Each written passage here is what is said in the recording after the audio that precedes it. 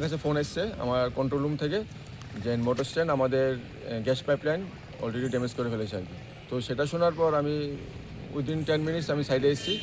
তো সে দেখলাম একটা জেসিবি দাঁড়ানো আছে আর পাশে ওরা 4-5 জন লোক আছে। তো আমি জিজ্ঞেস করলাম কী হলো, এটা কী করে কাটলো? তো বললো স্যার আমরা কাজ করতে গিয়ে এরকম ড্যামেজ হয়ে গেলো।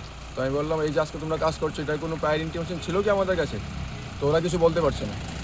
তো সঙ্গে সঙ্গে আমি আমার কন্ট্রোল রুমকে বললাম যে এখান থেকে কাজ করার আগে কোনো ফোন গেছে কিনা। বললো আমাদের টিম বলো না স্যার আমাদের কাছে কোনো ইনটিমেশন নেই। আর সবচেয়ে শপিং হচ্ছে অলরেডি স্মার্ট সিটি থেকে আমাদের বলা হয়েছে যে রাত্রে কোনো রকম কাজ হবে না, যদি কাজ হয় তার প্রায় ইনফরমেশন টিএনজিসিকে ওরা দেবে, তারপর আমাদের টিম ডেপুট থাকবে, যেটা আমরা দিনের বেলাও করছি। কিন্তু এতবার বলার পরও প্রায়ই দেখছি রাতেরবেলা কাজ হচ্ছে এবং আমাদের পাইপ ড্যামেজ হচ্ছে। কিন্তু আমি জানি না কেন ওরা এত রেসপন্সিবল। আর সবচেয়ে অবাক করার বিষয় হলো আমি এখানে সাইডে এসে সঙ্গে সঙ্গে আমি ফোন করলাম স্মার্ট সিটির ওনাকে, রিং হচ্ছে বারবার কিন্তু ফোন রিসিভ করছে না। আমি আবার আপনার সামনে আবার রিং করছি, আপনি দেখুন ওটি উনি আপনার প্যাকেজ ওয়ানের বোধহয় সুশীল কুমার নামে আমার কাছে সেভ করা আছে স্মার্ট সিটির নাম্বার। ওনাকে আমি কনস্ট্যান্ট ফোন করছি, কোনো রেসপন্স নেই।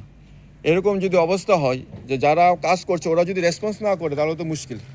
আমরা কিন্তু সঙ্গে সঙ্গে কিন্তু খবর পাওয়ার সঙ্গে সঙ্গে আমি সাইডে চলে এসেছি।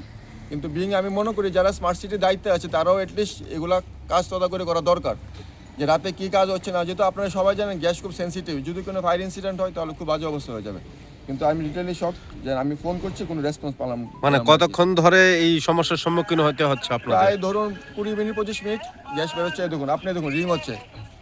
আমি কিন্তু কনস্ট্যান্ট, কিন্তু বিগত দিনে আমরা দেখেছি, বিগত দিনে গুলবাজার এরকম একটা ফায়ার ইনসিডেন্ট হয়েছে। আমাদের যেহেতু এটা প্রচণ্ড সেন্সিটিভ, আমার একদম সরকারের কাছে আমার আবেদন, একদম হাত জোর করে আবেদন করছি, কাইন্ডলি আপনারা যদি রাতে কাজ করুন, কাইন্ডলি আপনারা আমাদের ইন্টিমেট করুন। নাহলে আগরতলা শহর কিন্তু খুব বড় ধরনের বিপদ থেকে কিন্তু রক্ষা পাবে না। কিন্তু আমি বারবার বলেছি, কিন্তু গভর্নমেন্টের কাছে আবেদন, আমি মাননীয় মুখ্যমন্ত্রীর কাছে আবেদন করছি, স্যার আপনি একটু দেখুন জিনিসটা। আমরা বলে বলে ফেটা স্মার্ট সিটিকে। এরকম হতে পারে না যে রাতে কাজ হচ্ছে দিনে কাজ হচ্ছে আমাদের কাছে কোনো ইয়ে নেই। এটা হতে পারে কি রাতে 11টার পর কাজ করছে আমাদের কাছে কোনো ইনফরমেশন নেই। এগুলো কাইন্ডলি একটু আপনারা দেখবেন।